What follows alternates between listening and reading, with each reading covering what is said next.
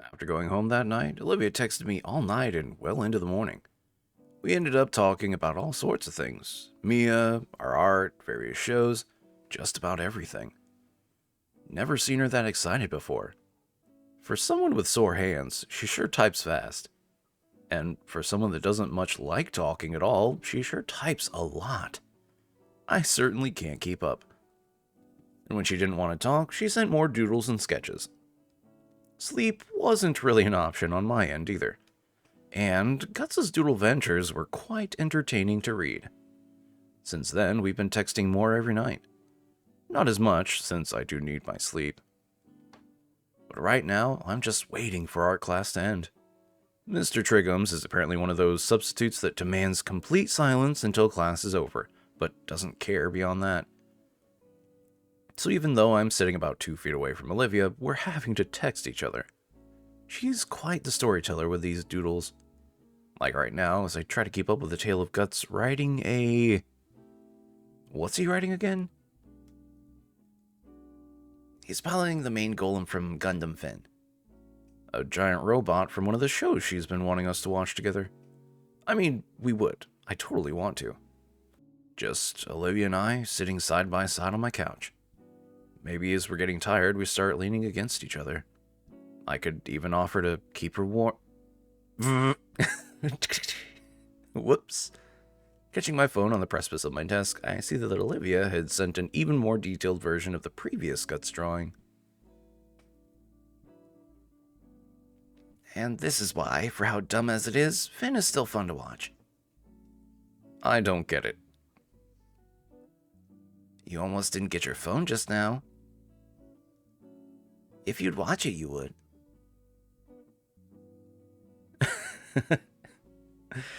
One day, maybe.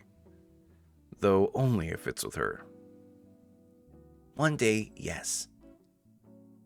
Ah, crap, teacher. Don't want to lose my phone? Okay. After a couple minutes without any alerts, I accept that the Gator Girl really is done for now. With a quick look at the clock on the wall, I figure we've got a few more minutes before I absolutely must hide my own phone. Yadikin's been out for about a week and a half, so we've been stuck with Mr. Triggums. Apparently he doesn't like electives. I swipe back, looking through the pieces she'd sent me over the last couple of hours. A lot of the references go over my head, but a few that don't earn a hearty chuckle from me. Then there's the more detailed ones, the drawings that'd be good enough to actually render. I smile as I save those. I'd been meaning to ask if she'd finish one back when she started doing this, but I never got around to it, simply saving it in a folder. A folder that's grown to a couple dozen now. What? Oh, speaker crackling. Would Jerome Clarkson please come to the office? Would Jerome Clarkson please come to the office? Thank you. The announcement makes me nearly drop my phone again.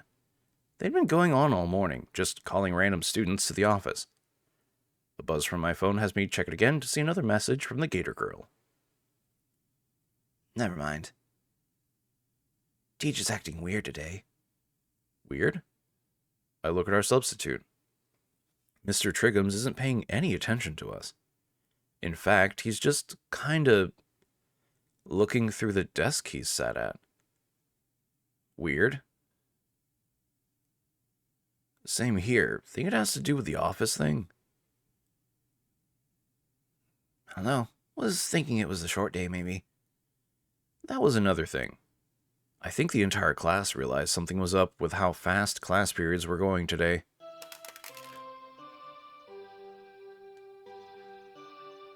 Oh, man. I look at my phone on the floor, the corner of the screen chipped away. Picking it back up before any of my classmates can step on it on their way to lunch, I also just noticed that Ben wasn't here in class either. Hurry up. Short day means lunch is earlier. We got the cracked phone screen. Weirdly enough, I'm pretty sure my phone has looked exactly like that at least a few times in my life. Heading to lunch, I realize I'm actually not that hungry. Strange, but I guess it's an internal clock thing. I'm just so used to eating at the same time every day. Looks like I'm not the only one, as the usual war zone in the cafeteria has expanded to spill into the surrounding hallways. It's loud enough to even cover up the continued announcements. Urkel. Thank you. Mostly. I've gotten pretty good at weaving through the chaos relatively unscathed, but man, these guys have way too much energy. What are they even fighting about? Oh, like we got snow in the background and stuff. But as always, the table in the back is left alone.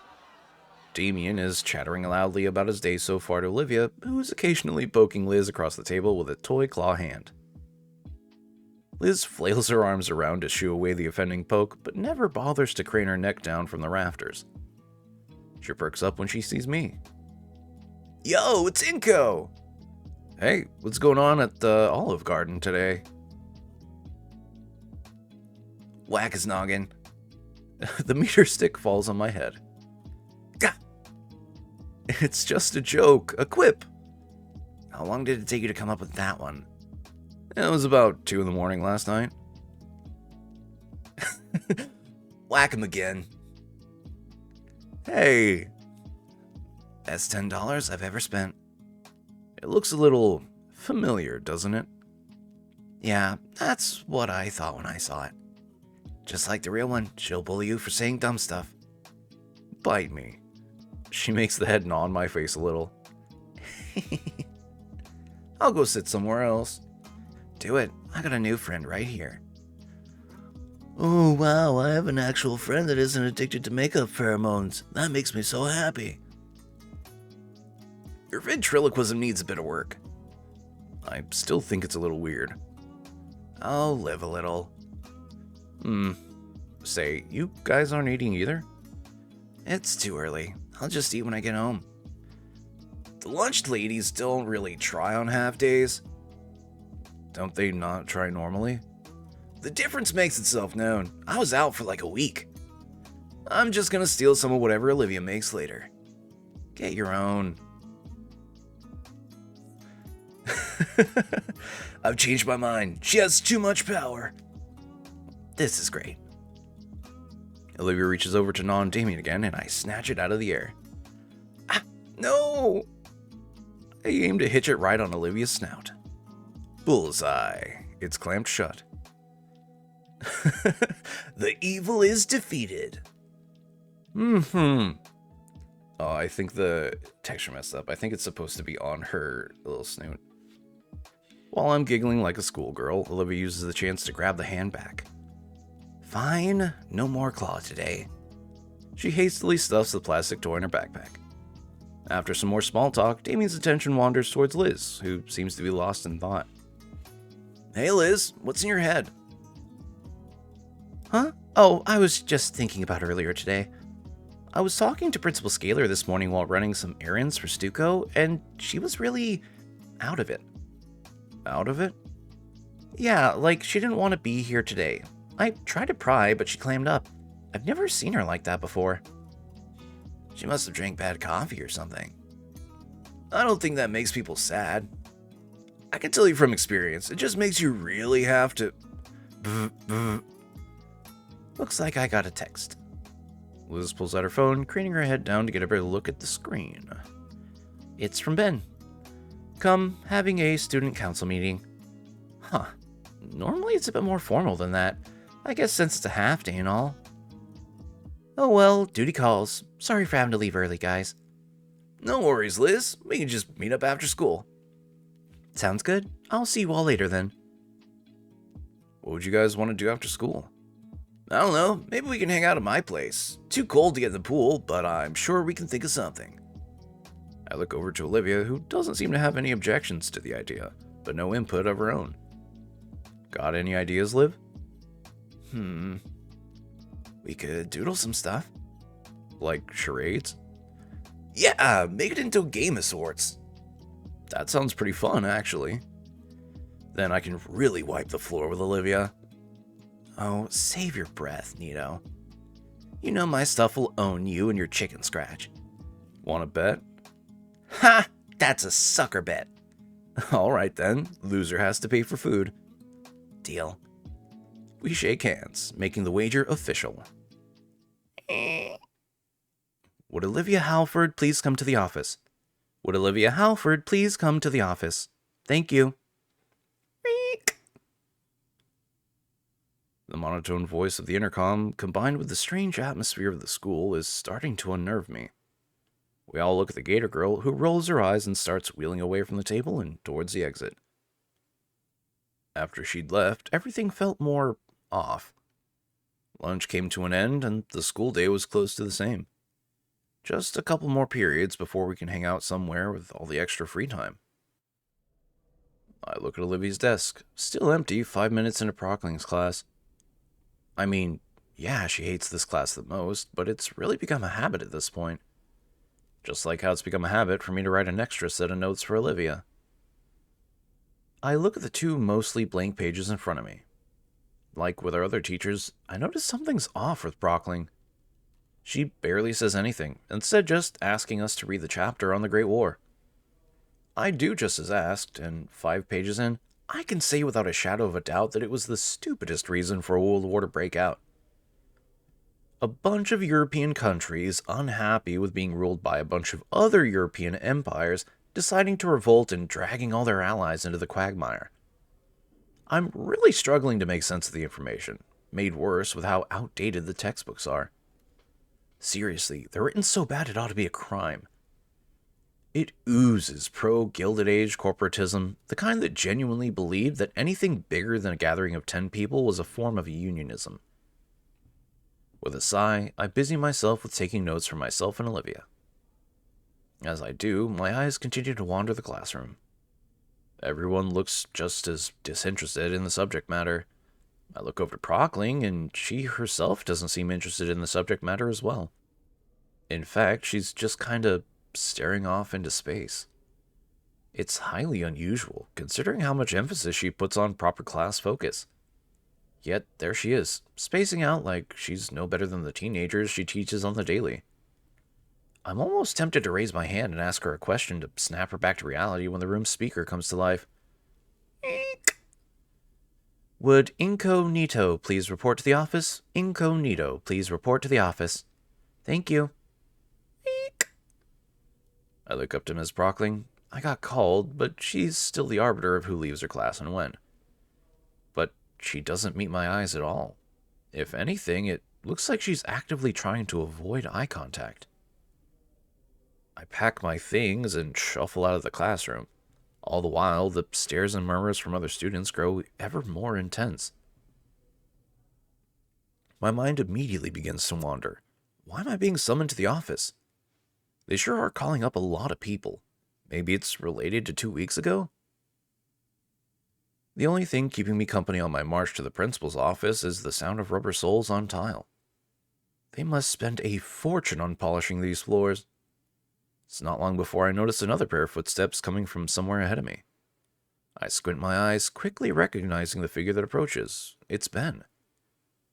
I guess the student council wrapped up their meeting, though there's no sign of Liz anywhere.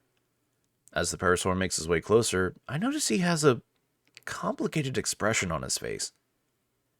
Hey, Ben, what's going on?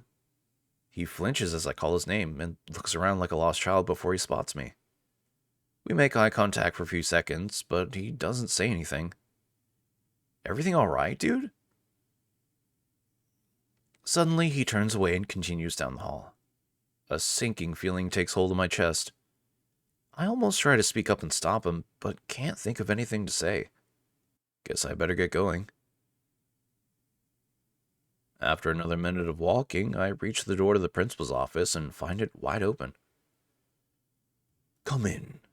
I step into the office and close the door behind me, following the source of the deep voice. I was right. I realize now that I've never seen the interior of the office before.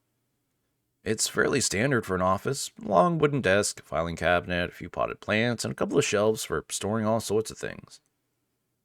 However, on closer inspection, I notice things look a little more disheveled than I expected. Manila folders are strewn across the desk, one of the filing cabinet drawers hangs open, the potted plants are either overwatered or wilting. Is this really Scalar's office? Mr. Nito. my attention is suddenly pulled away towards the hulking figure sitting behind the desk. I can only imagine what that office chair is going through right now. Sir, is everything all right? Have a seat, please. He motions to a small plastic chair on my side of the desk. How have you been, Inko? I oblige his request, taking a seat and trying to suppress my anxiety. I think I'm doing well. He nods to himself, holding his eyes closed. That's good to hear. The whale looks down at an open folder on his desk, taking a moment to look over some kind of document. I have news for you regarding your instructor for AP art design and photography. You mean Mr. Yodikin? Yes, Mr. Yodikin. A fine teacher, if student surveys are anything to go by. He also spoke quite highly of you. Did you have a strong relationship with him? Yeah, I think so. Did something happen? My heart drops as Ferris's brow lowers ever so slightly. Suddenly, his tone completely shifts into one more clinical. Over the last 2 years, Mr. Yodikin has been suffering from a rare form of chondrosarcoma that originated in his vertebrae. His tone is heavy. I don't quite know what ailment he just named, like he should spit on the doctors responsible for discovering it, but the practiced movements and worn-out features are undeniable. He's by no means a fragile man, but the tiredness he tries to hide is barely concealed. Every student he's broken the news to has taken something more from him. Tensing himself slightly to be as tactful as he can, the attempted reverence is lost as he recited scripted lines just a few too many times already. He can't muster much more than this flat citation. This analysis means nothing. I'm just distracting myself from the reality of the situation, as though prolonging a confirmation will keep it from happening. Mr. Ferris notices my subtle confusion and clarifies like he must have done a few dozen times already. Bone cancer. Mr. Yodikin was well advised by medical professionals about the treatment options available to him, and the district offered him a generous medical leave in recognition of his tenure here at St. Hammond. He turned both of these down. The cacophony of thoughts swirling in my head makes it nearly impossible to think. Impossible to focus on anything. Right now, all I can do is revel in it. Time passes, I'm not sure how much, but I still can't get a grip on my own mind. Ferris is calmly waiting for me to say something, but I can tell he's becoming uncomfortable. There's only one thing that I can muster the will to ask. Why? The whale grimaces. I wish I had an answer. His inflection tells me of his own questioning thoughts. The exchange seems to give Ferris the energy to continue, however. On Sunday, Mr. Yodikin was hospitalized due to complications with his illness. He passed away the following morning. Olivia was called here before me. Counseling will be available for you and anybody else affected. Sorry, do you know where Olivia went? No, she didn't say. I'd like to go now, Mr. Ferris. Yes, feel free. I stand up from the plastic chair, pushing it closer to the principal's desk. Offering one last nod to the superintendent, I let myself out of the office. As soon as the door clicks shut, I start running. Shit, where would she go? The studio room, maybe. It's the best lead I have. Thanks to all those gym classes, I'll have no trouble getting there quickly. My new destination takes me up the main staircase of the school and onto the second floor. It's not long before I'm staring down the hallway of Yodikin's classroom.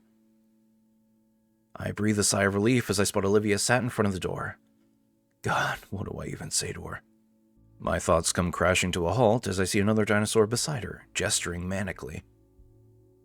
Ben? From an outsider's view, it looks like Ben is trying to talk her into something. But there's such a stark contrast between their moods. I suppose Ben is mourning too, but maybe he's just handling it differently. That's the plan I have in mind. What do you think of it? Olivia? Yeah, okay. Olivia's reply came off weak and unfocused, like she wasn't talking to Ben at all. Can I count on you to be part of it? Sure. I remained obscured from view. This doesn't seem like a conversation I should intrude on. I'll just catch up to Olivia after. Honestly, I'm somewhat surprised Ben is talking to her. No, maybe that Olivia is listening to Ben. That those differences are being put aside. For once, our priorities aligned. I had thought to come to find Olivia too. I wonder. Yotkin was a mentor to each of us. Like, he'd always be around to help us, but now all the little things that make you anxious or aggravated are gone in an instant. And all that's left is reality. Why bother with this dramatic garbage? If now's not the time to be brought together, then when?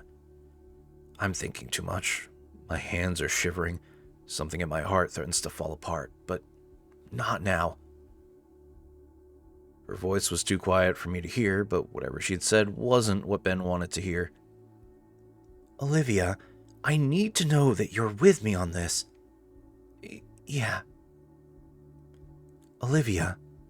Ben kneels right next to Olivia's chair, putting the two at eye level, though she kept hers averted to the side.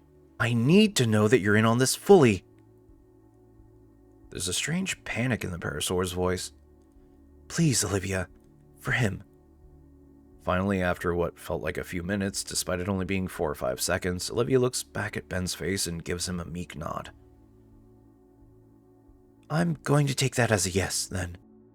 The Gator Girl gives no other reply to Ben's words. The only sign that his words had registered in her mind were her hands suddenly yet gently shaking, all the while her claws dug ever deeper into her wheelchair's armrests. Her bulwark broke at last. Seeing the droplets from her eyes drives a searing pain through my chest. My instincts drove me forward, beyond my common sense. I grip the blue boy's shoulder and pull him up. Ben! The Parasaur's eyes snap up towards me.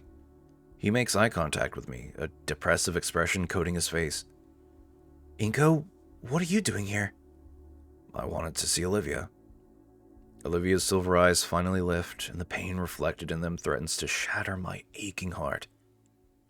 Ben looks back to see those mournful tears too, though his reaction seems the opposite to mine as a smile draws across his face. Inko, hear me out. I'm trying to organize a eulogy for Yotkin. You know, say our goodbyes to him. He deserves it, at least. Olivia, me, and you. He helped each of us so much, and... While the Parasaur rambles on, I turn my attention solely on Olivia. I push past Ben and take a knee next to Olivia, now eye level with her. Ben finally stops talking. I can feel his stare boring into the back of my head. He wants an answer for whatever he was just talking about. A eulogy for Mr. Yotkin. It's so surreal to think about that. To think that I spoke to him only yesterday, and today he's just gone. A eulogy. Yeah, it's the least we could do for Yotkin, as his pupils. He deserves so much more, though. So much. Right, yeah, Olivia's probably feeling what I'm feeling right now. This fight between reality and emotions. Yotkin's gone, and I'm still trying to process it. Trying to accept the fact that I'll never see him again, or listen to him again, or get advice from him again. Never get to impress him, or show him how much I've improved because of his lessons. I don't think I'm ready to accept that he's gone. Ben clears his throat, snapping me from my stupor and back to our current reality. I'm sorry to be so pushy, but I need to know if you and Olivia are in or not. Ben turns to look at Olivia as he says those words. Olivia, meanwhile, continues to stare absent-mindedly at the wall, almost as if Ben's words were not emanating from right next to her, but a few dozen miles away instead. Ben, I don't think... I suddenly feel a cool, scaled hand fall on top of my own. I turn to look into Olivia's pain-stricken eyes. They gaze deeply into mine, pleading, begging to make the pain vanish. I don't quite know what I should do.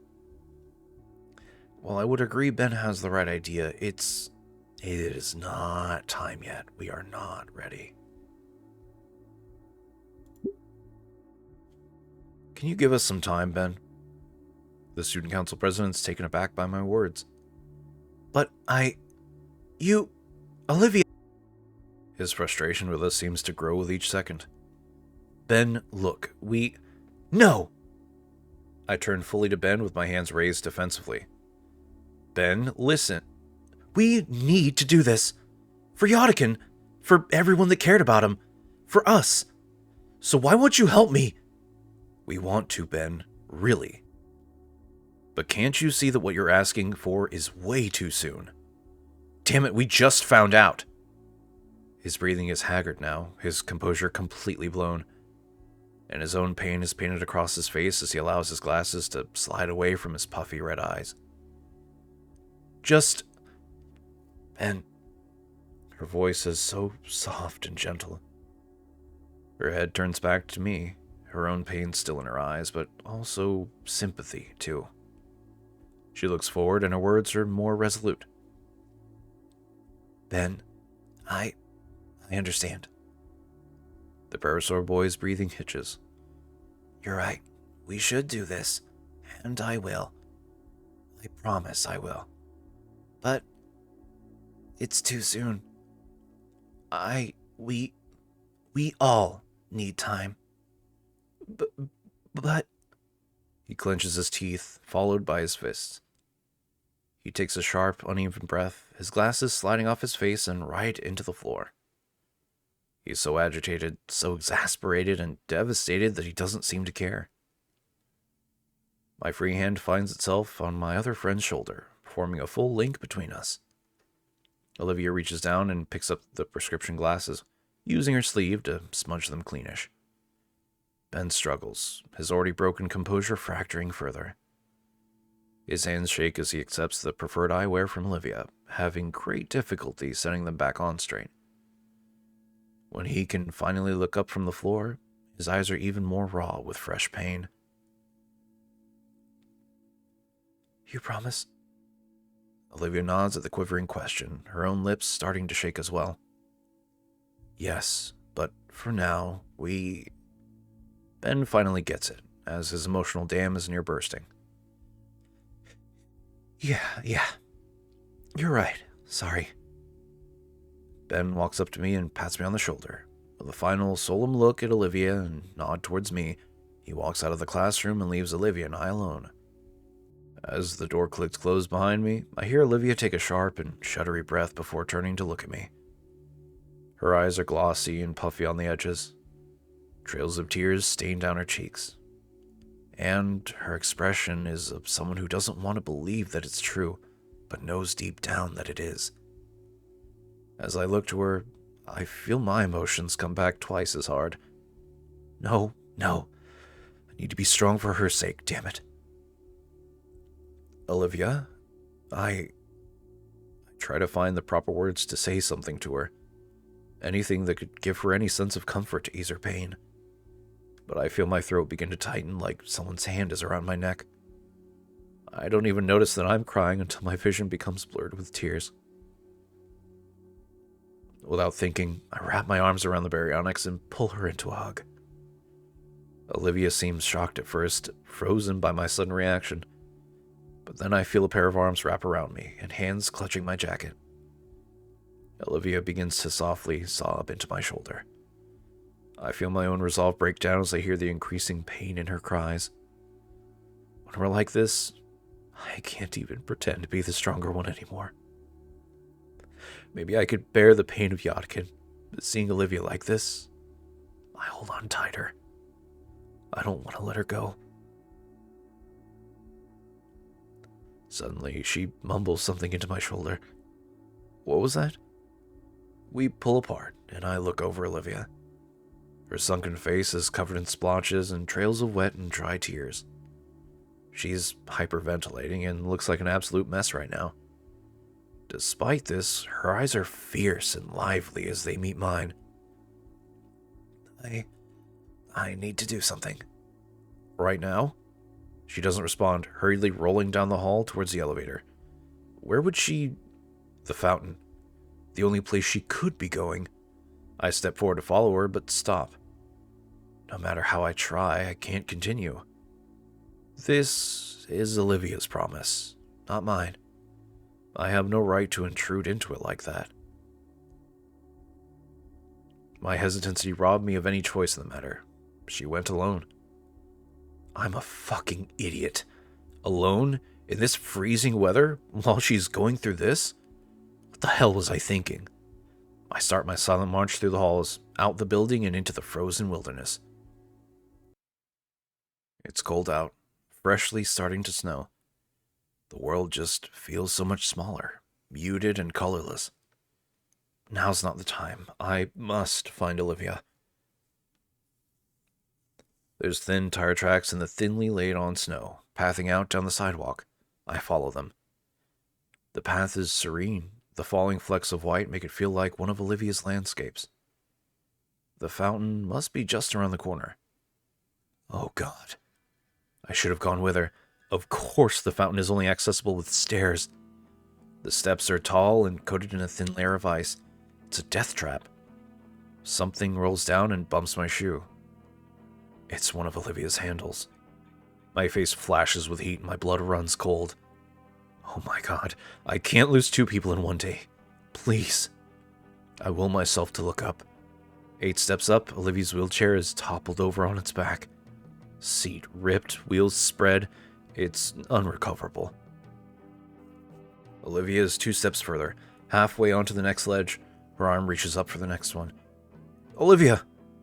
Olivia stops and slowly looks back. It's a look of shock and humiliation at being seen like this.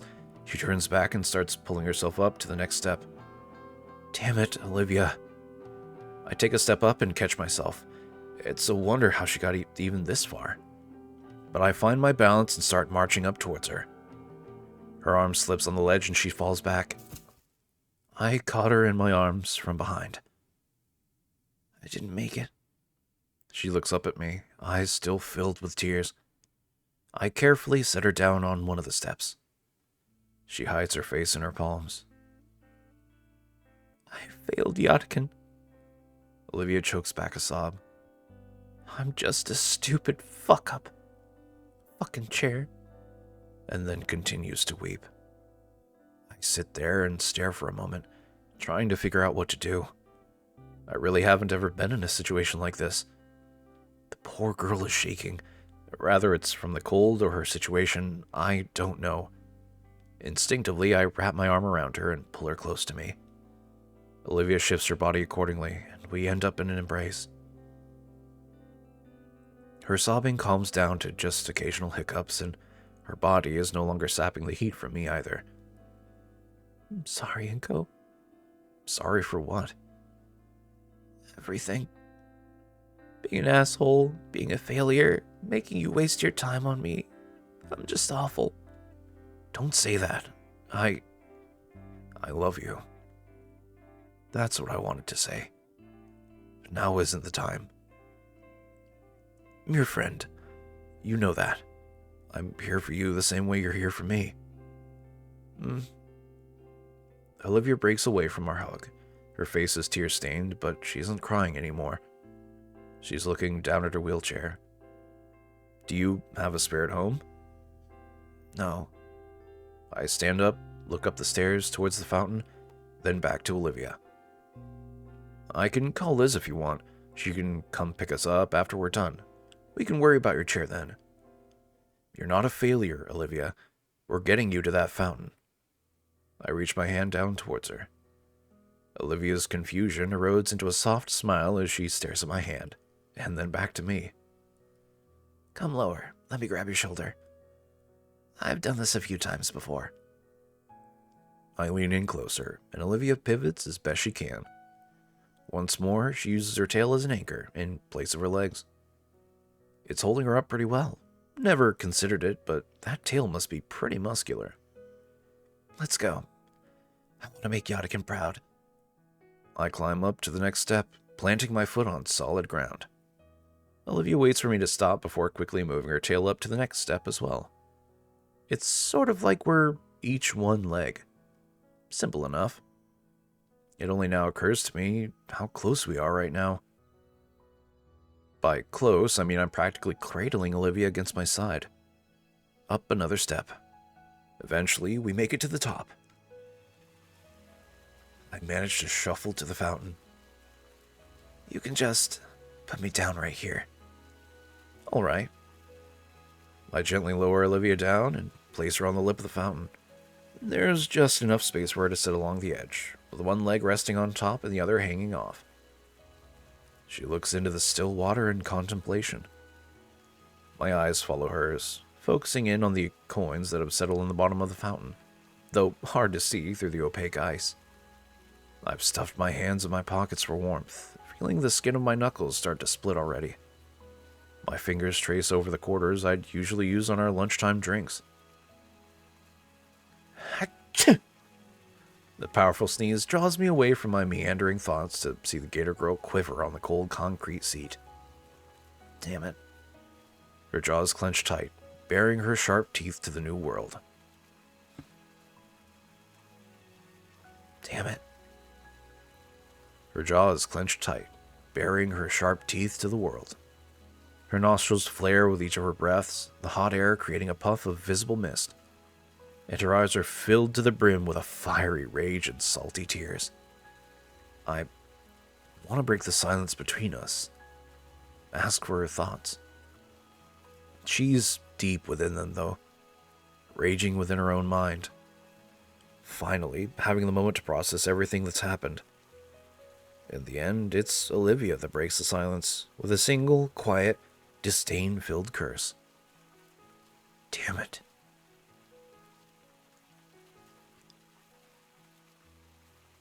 Damn it. Her eyes shut, keeping her tears from falling. Damn it. A hiss seeps through her lips. I made it.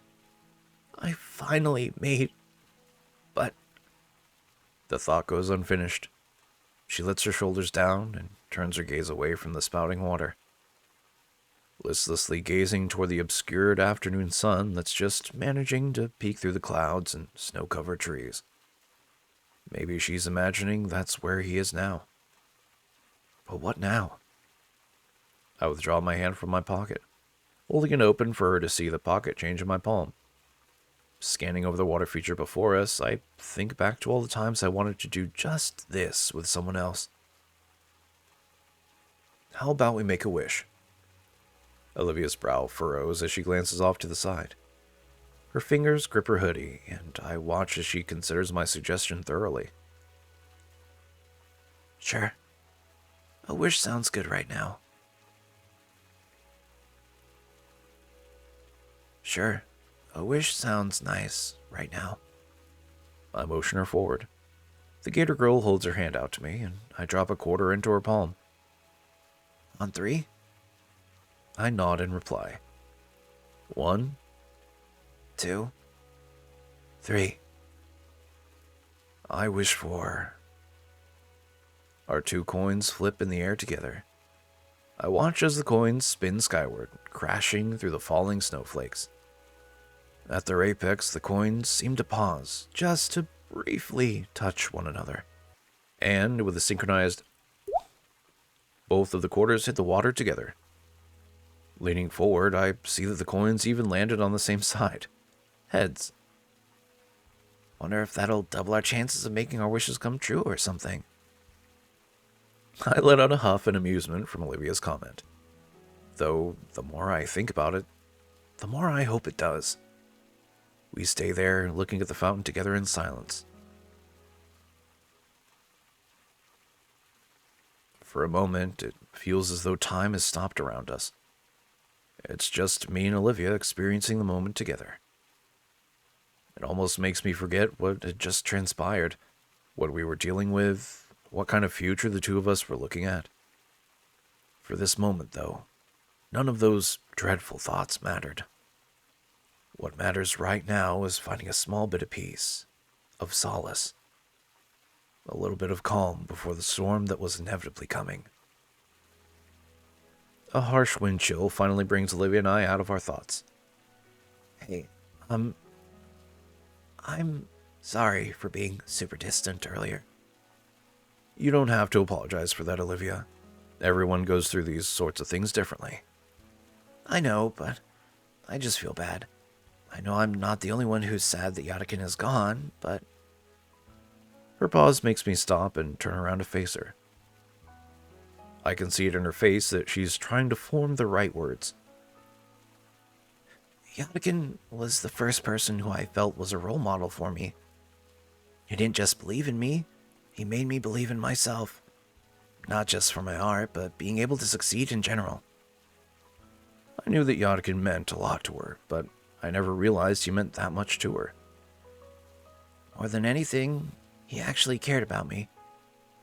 About my thoughts and my dreams. I felt... Olivia's lips tremble as she struggles to voice the thought. normal. God, I probably sound stupid saying that. I shake my head in disagreement. You don't. Mr. Yadikin was important to me as well. It's okay, Olivia. I know how you feel. He gave me some of the best advice I've ever gotten from anyone, and encouraged me to follow my dreams. Like you. I wish I had met him sooner.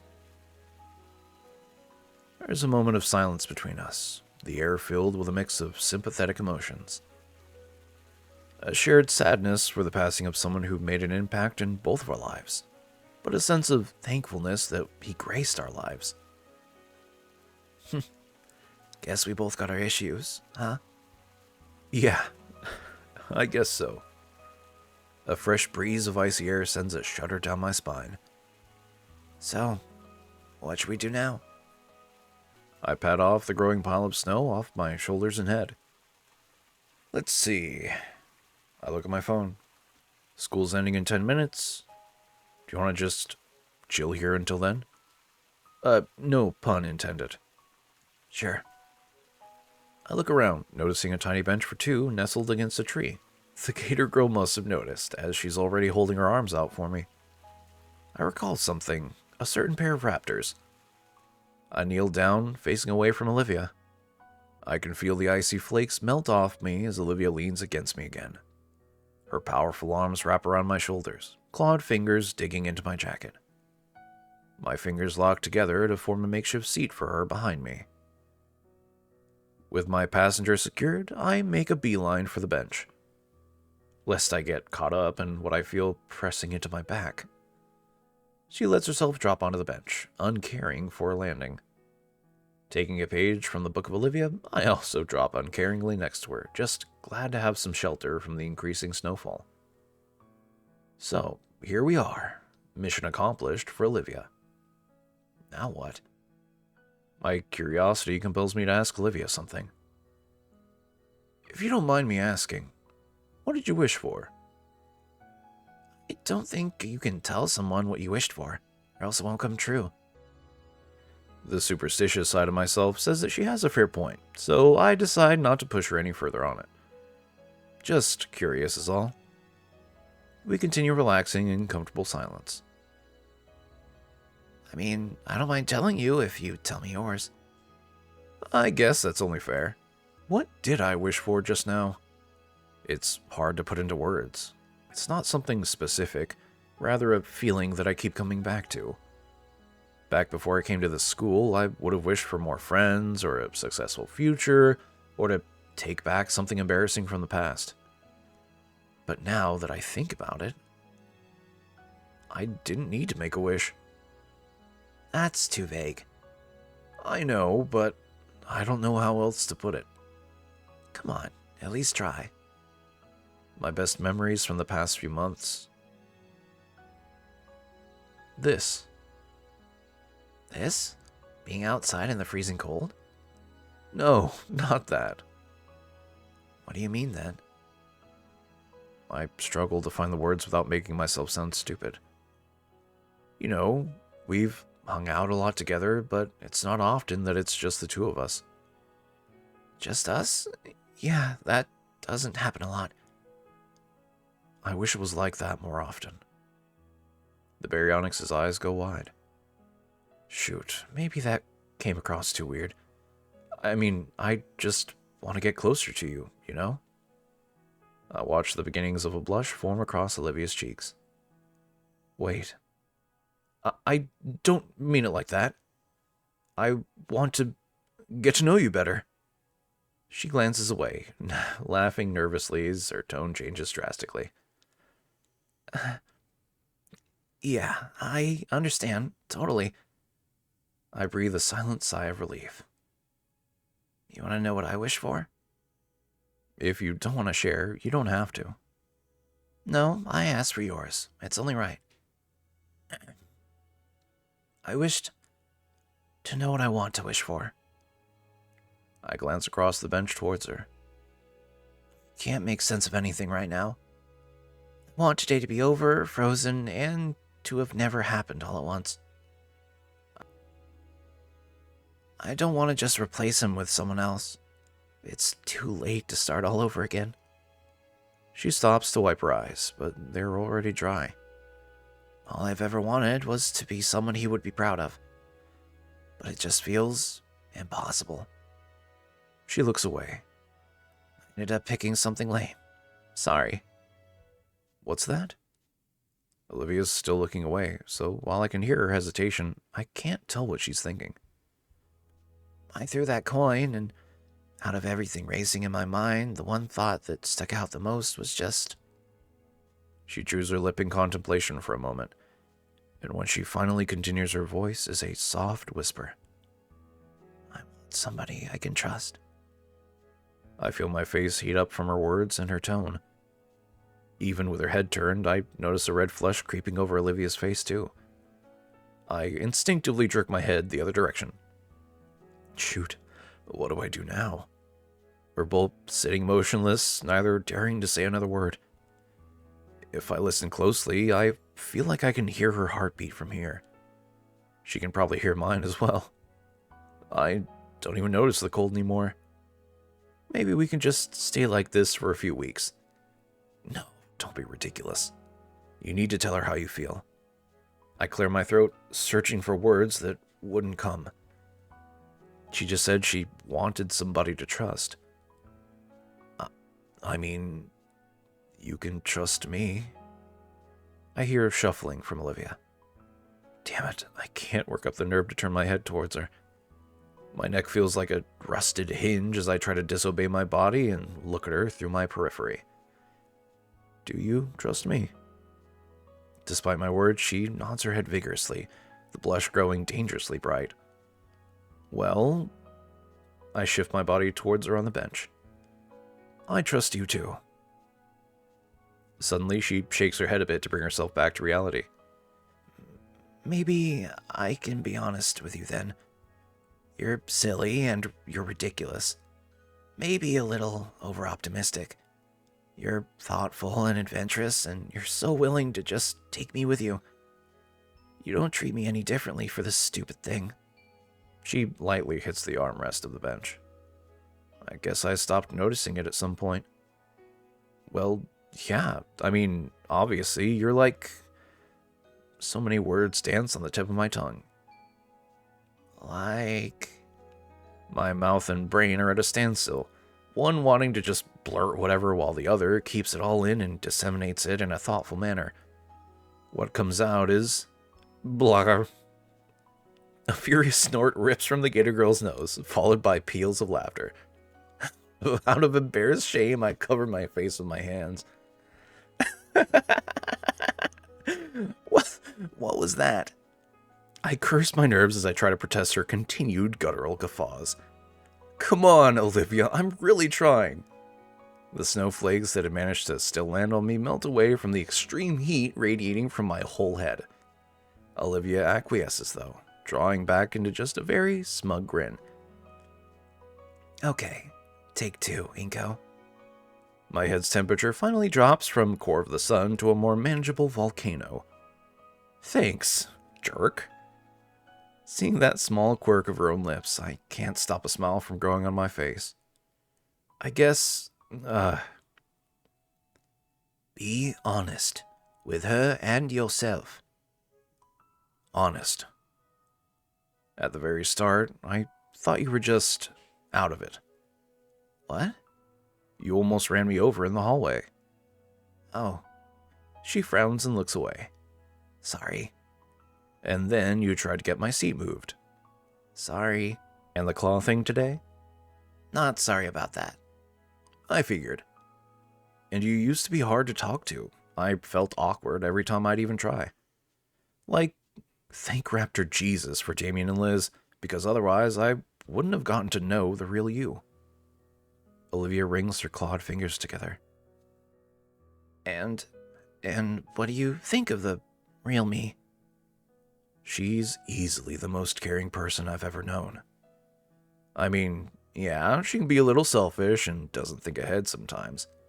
But when she cares for something, she just has to do everything she possibly can for whatever it is. Is that what you think? Yes, I think you're quite caring and passionate and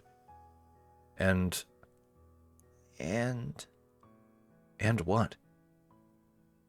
And I know Mr. Yotkin saw that in you too. Olivia's eyes water at the mention of our teacher. Thank you, Inko. Now's the time, Inko. Just say it. Hey, Inko? Say it, say it, say it, say it, say it. Do you like me?